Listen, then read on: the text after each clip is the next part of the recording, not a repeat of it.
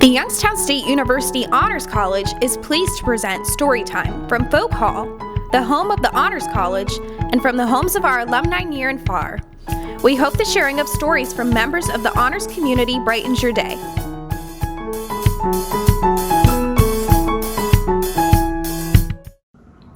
Hello, my name is Chisa Echendu, and these are my daughters Chloe and Camille, and we're going to be reading Mercy Watson to the Rescue by Kate DiCamillo, illustrated by Chris Van Dusen. And Chloe is going to start. Chapter 1. Mr. Watson and Miss Watson have a pig named Mercy. Each night they sing Mercy to sleep. Bright, bright is the morning sun, sing Mr. and Miss Watson, but brighter still is our darling one. Dark, dark is the coming night, but our Mercy shines so bright. This song makes Mercy feel warm inside, as if she has just eaten hot toast with a great deal of butter on it. Mercy likes hot toast with a great deal of butter on it. But when Mr. and Miss Watson kiss her goodnight and turn off the light, Mercy's room becomes dark, very dark, and Mercy does not feel warm and buttery, toasty inside anymore. She feels afraid. One night after Mr. and Miss Watson sang their song about the sun, kissed Mercy goodnight, and turned off the light, Mercy decided something. She decided that she would be much happier if she wasn't sleeping alone.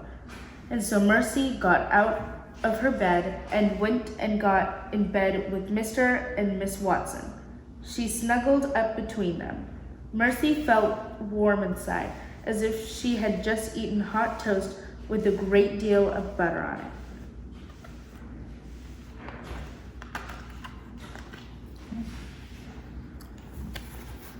Mr. Watson and Mrs. Watson and Mercy were all in bed together. They were all dreaming. Mr. Watson was dreaming of driving a very fast car. Vroom, said Mr. Watson in his sleep. Vroom, vroom. Mrs. Watson was dreaming of buttering hot toast for Mercy. She buttered one piece, and then another piece, and then another. Have some more, dear, Mrs. Watson said in her sleep. Eat up. Yum, yum. Mercy was dreaming about hot buttered toast too. In Mercy's dream, hot buttered toast was piled high on her favorite blue plate, and Mrs. Watson was buttering still more. It was an excellent dream. Mr. Watson said, vroom, vroom. Mrs. Watson said, have some more, dear. Mercy snuffled and chewed in her sleep. Mr. Watson and Mrs. Watson and Mercy were all so busy sleeping that they did not hear the bed creak. They were all so busy dreaming that they did not hear the floor moan. A hole opened under the Watsons' bed. Crack! The Watsons' bed fell into the hole. Mr. Watson woke up. Mrs. Watson woke up. Mercy woke up too. What the? Said Mr. Watson. Oink, said Mercy. It's an earthquake, shouted Mrs. Watson. It's the end of the world. Nonsense, said Mr. Watson, but he did not sound very sure. He sounded frightened. Mercy, however, was not frightened. Mercy was hungry. Oink, said Mercy again. She moved to the end of the bed. Boom! Crack! They looked pretty scared. The bed fell a little farther into the hole in the floor. Don't move, shouted Mr. Watson. Whatever you do, don't move. Mr. Watson and Mrs. Watson and Mercy held very still. Mrs. Watson started to cry. I know exactly what we must do, said Mr. Watson. We must call the fire department. They will rescue us. But you said we should not move, said Mrs. Watson. How can we call the fire department if we cannot move? Mercy recalled her lovely toast-filled dream. She wondered if there was any toast in the kitchen. While Mr. Watson and Mrs. Watson were arguing, Mercy hopped off the bed. Boom! Crack! "Look," said Mrs. Watson, "Mercy has escaped. She's going to find help," said Mr. Watson. "She's going to alert the fire department." Mercy left the bedroom at a gallop. She was in a hurry. She was on her way to the kitchen.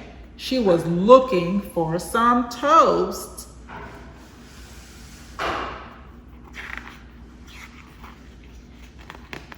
In the kitchen, Mercy sniffed the table.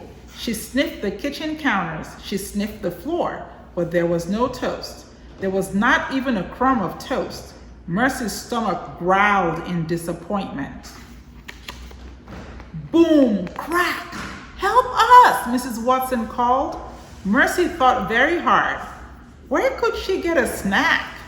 And the answer came to her. Baby Lincoln always had sugar cookies. Baby Lincoln lived next door, and Baby Lincoln liked to share. Mercy took the kitchen doorknob in her mouth. She turned it. "Help!" Mrs. Watson called again. Sugar cookies, thought Mercy. She stepped outside. The Lincoln sisters lived next door to the Watsons.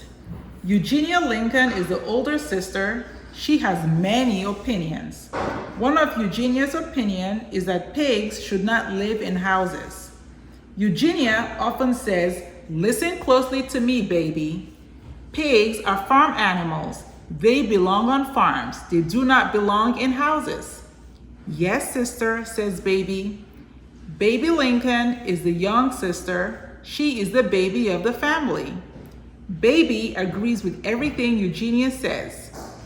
It is easier that way. But secretly, Baby has an opinion of her own. Baby's opinion is that Mercy is good company. That's Baby, and that's Eugenia.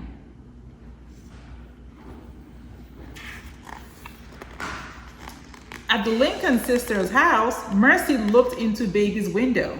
She could see Baby sleeping. Mercy pressed her snout up against the window pane. "Oink," said Mercy, but Baby did not hear her. "Snuffle," said Mercy, but Baby did not wake up. Mercy tapped her hoof against the window. Baby sat up in bed. "Who's there?" she said. "It's Baby."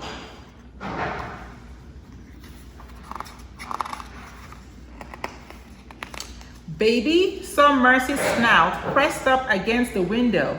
"A monster!" shouted Baby. "A monster at my window!" Mercy shook her head. "Sister!" shouted Baby. "Help! Help! A monster!" Eugenia woke up. She did not put in her teeth. She did not put on her glasses. Eugenia went straight to the phone to call the fire department. "There is a crisis of an uncertain nature at 52 Deckerwood Drive," said Eugenia Lincoln. "Come immediately." And then Eugenia put on her robe and rushed to Baby's room. In her own opinion, Eugenia Lincoln was very good in a crisis. "What is going on in here?" asked Eugenia. "There's a monster outside," said Baby. She pointed at the window. "That is not a monster," said Eugenia. "That is the pig from next door." "Mercy," said Baby. Eugenia shook her fist.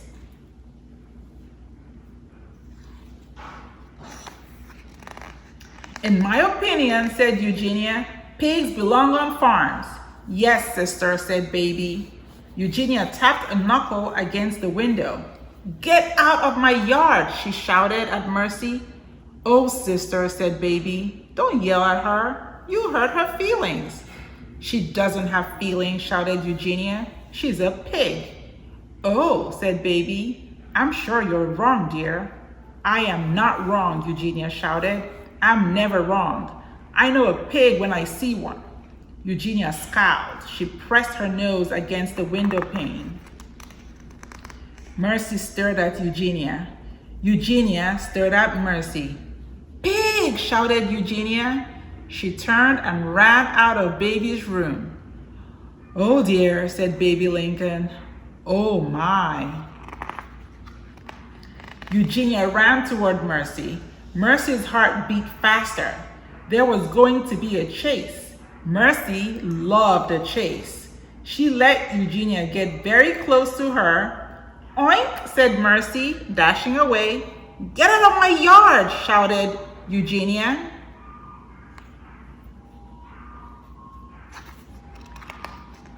Oink, oink, said Mercy. She ran in circles. She kicked up her heels.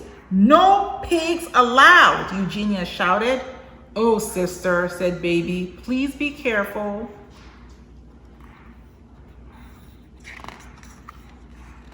A siren wailed. A fire truck pulled into the Lincoln sisters' driveway. Ned and Lorenzo got out of the truck. Do you think that's the emergency? Ned asked. Could be, said Lorenzo. Ned and Lorenzo sighed. You never know with this job, said Lorenzo. You're right, said Ned. You never know.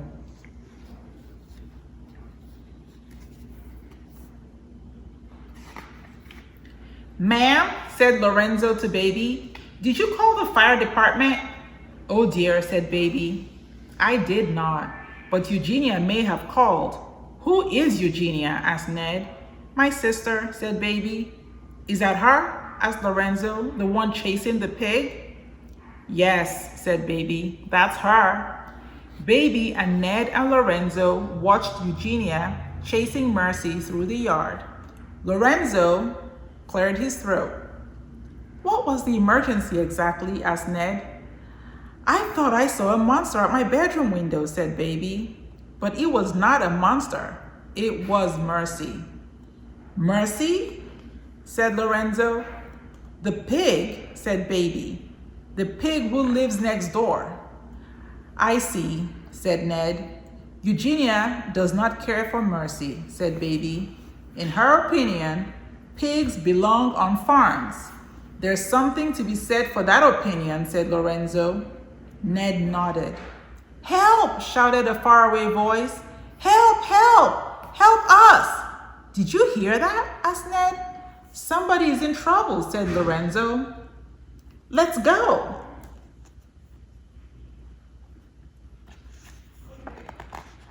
Ned and Lorenzo ran toward the call for help. They went into the Watsons' house. Help! Ned and Lorenzo looked up. They saw a bed hanging out of the ceiling. They saw Mr. and Mrs. Watson holding onto the bed for dear life.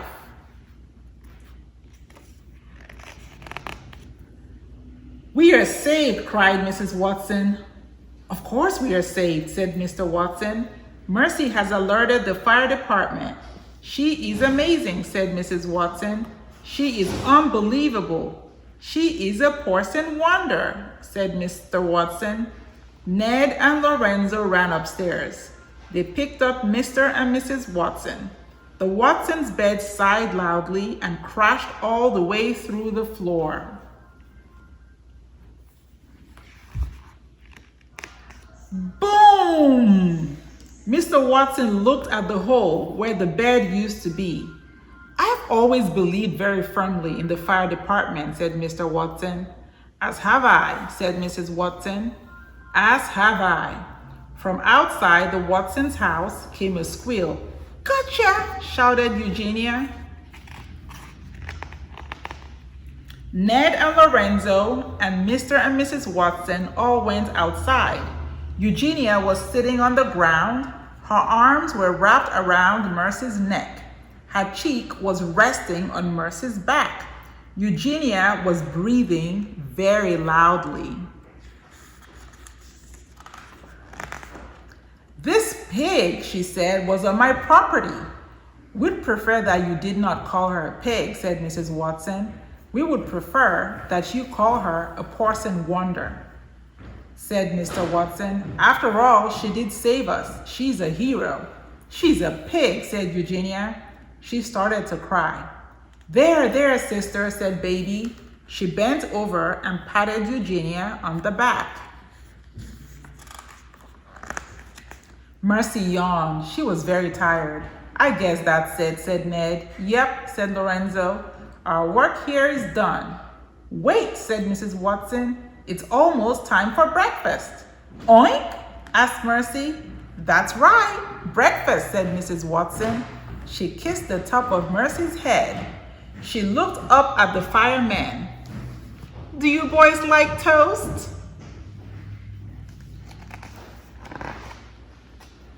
In the Watsons' house, around the Watsons' kitchen table, sat Eugenia, Lincoln, and baby Lincoln, and Mr. and Mrs. Watson, and Ned and Lorenzo, and Mercy, of course. She was at the head of the table, in the seat of honor, and in front of her, on her favorite blue plate, was a very tall stack of hot buttered toast. A toast to Mercy, said Mr. Watson, holding up his glass of orange juice. A toast to our darling, our dear, said Mrs. Watson. A toast to Mercy, said baby. That's them having a party, toasting Mercy. In my opinion, said Eugenia, pigs should not be toasted. In my opinion, pigs do not belong at the kitchen table. To our hero, said Mr. Watson. Where would we be without Mercy? Yes, said Mrs. Watson. Who would have saved us? I can't imagine, said Ned. Me neither, said Lorenzo. They all clinked glasses. Mercy had another piece of toast. Want to finish it up, Camille? Outside the Watson's house, the sun was rising. First the sun was red, and then it was orange. It rose higher and higher. Inside the Watson's house, Mercy was laying on the couch. She was getting ready to take a nap.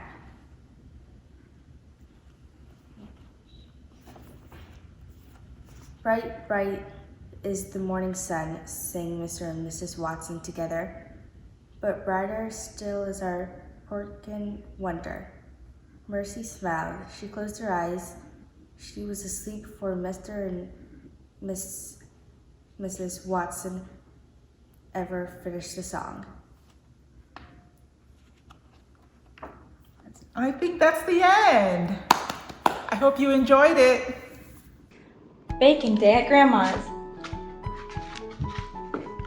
It's baking day, it's baking day, it's baking day at Grandma's.